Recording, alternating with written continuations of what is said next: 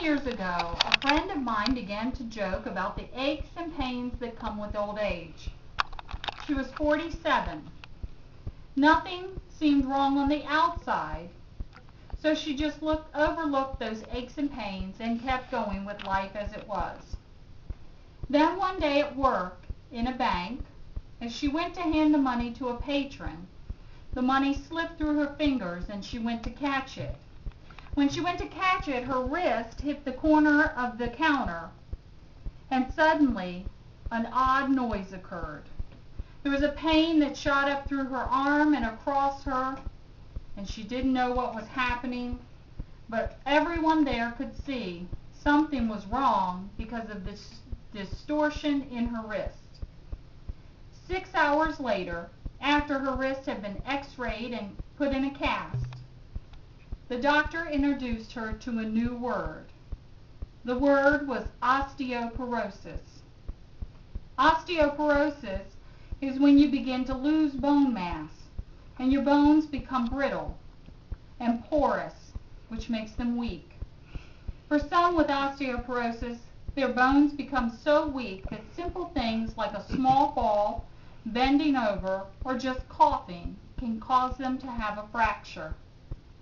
While there are some factors which make some people more likely to have osteoporosis, there are things that everyone can do to maintain good bone health and reduce their risks.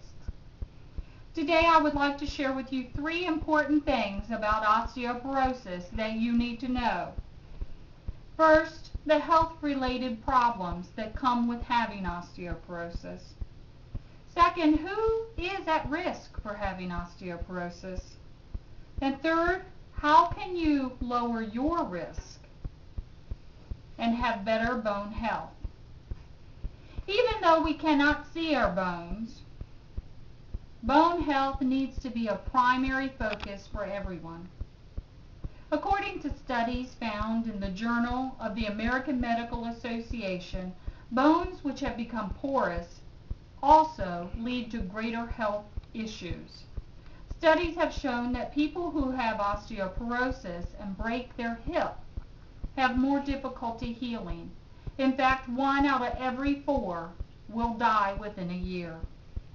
Those with osteoporosis not only have greater risk of high trauma injury incidents, but also have greater risk of everyday activity injuries by small falls, bumps, and something as simple as bending. Osteoporosis-related fractures in the United States in 1995 alone cost $13.8 billion. It's told by a study done by the National Osteoporosis Risk Assessment of 2001. This number is expected to climb over the next several years as the baby boomer generation ages. While old age is a risk factor for having osteoporosis, the elderly are definitely not alone. There are 2 categories of risk factors for having osteoporosis: those you can change and those you cannot change. Of those you cannot change, some of them are being a woman. Osteoporosis-related fractures are twice as common in women than men. Getting older. The older you get, the more likely you are at having osteoporosis, because most people reach their peak bone mass by the age of 30 and then begin to lose it with time. Race. This disease affects a greater number of Caucasian and Asian people than any other race. Family history. Having someone in your family who has osteoporosis puts you at greater risk. Not sure if your grandmother had it? Well, if she was shorter and if she began to bend as she aged, that was not so that she was at the same height as her grandchildren. That was most likely because of osteoporosis-related fracturing of her vertebrae. Frame size.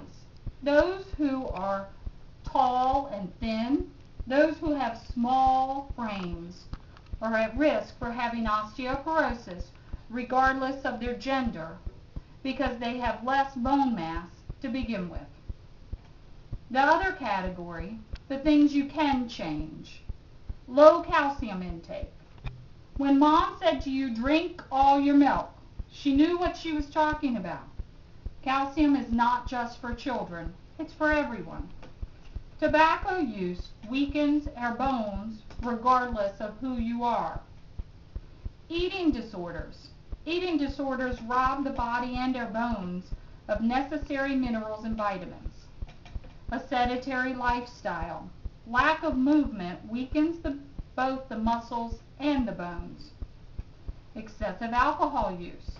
Use of alcohol can interfere with the body's ability to absorb calcium. There are also some prescription medications which can put you at risk for osteoporosis. Be sure to check with your doctor about the effects of any long-term medications you'll be using. Talking to your doctor about the effects of medication for your bone health is a proactive beginning to preventing osteoporosis. Other ways in which you can decrease your risk include regular exercise, a healthy diet, a proper daily intake of calcium, and a proper daily intake of vitamin D, as vitamin D helps your body absorb calcium and other minerals which it needs. And remember, consult with your doctor. There are many low-cost, pain-free tests that can be done to check to see if you either have osteoporosis or are at risk of having osteoporosis in the future. Along with these tests, today we are lucky enough to have medications that will help those who have osteoporosis and are at risk. Osteoporosis is when you begin to lose bone mass and your bones become porous. This causes them to become weak and brittle. Having osteoporosis places you at a greater risk of injury and lessens your rate of recovery. The two categories of risk factors for osteoporosis fall under those you can change and those you cannot change. Ways in which you can help strengthen your body, strengthen your bones, and reduce your risk of osteoporosis include regular exercise, a healthy diet, proper intake of calcium and vitamin D, and a good partnership with your doctors. Just because we cannot see our bones does not mean that we can just forget about them. Good bone health adds to a strong life. So today I would like to ask you, how are you taking care of your bones?